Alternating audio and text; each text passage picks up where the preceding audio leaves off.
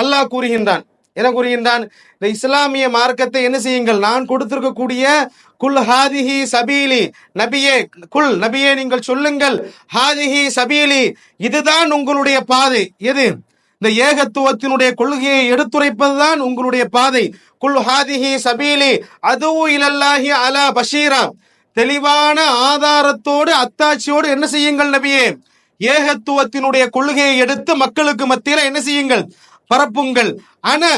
நானும், ரசூலுல்லாஹ் சொல்றாங்க, நானும் வமனி தபானி, என்னை யாரெல்லாம் பின்பற்றுகின்றார்களோ, முஹம்மது ரசூலை யாரெல்லாம் பின்பற்றுகின்றார்களோ அவர்கள் எல்லோரும் என்ன செய்யுங்கள், இந்த மார்க்கத்தை எடுத்து சொல்லுங்கள். அல்லாஹ் என்பதை யார் என்பதை முதலிலே நீங்கள் உணர்ந்து மக்களுக்கு எடுத்து சொல்லுங்கள் என்று அல்லாஹ் அந்த யூசுப் சூராவினுடைய இறுதியிலே முடிக்கின்றான்.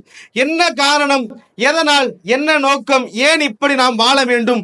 உலகத்திலே மற்றவர்கள் வாழ்வதை போன்று ஆசையோடு இன்பத்தோடு உலக ஆசையிலே மூழ்கி நாம் வாழலாமே, ஏன் இஸ்லாமியராக பிறந்ததற்காக வேண்டி மட்டும் என்ன நடக்கிறது என் வாழ்க்கையில்? கட்டுப்பட்டு மக்கள் எல்லோரும் சினிமா தியேட்டரிலே சண்டை போட்டுக் கொண்டிருக்கின்ற போது என் வாழ்க்கை அது கிடையாது என்பதை காட்டுகிறது இஸ்லாம். மக்கள் எல்லோரும் சினிமாவை சீரியலை ரசித்துக் கொண்டிருக்கின்ற போது என் வாழ்க்கை இதுவல்ல என்று என்னை பக்குவப்படுத்துகிறது இஸ்லாம்.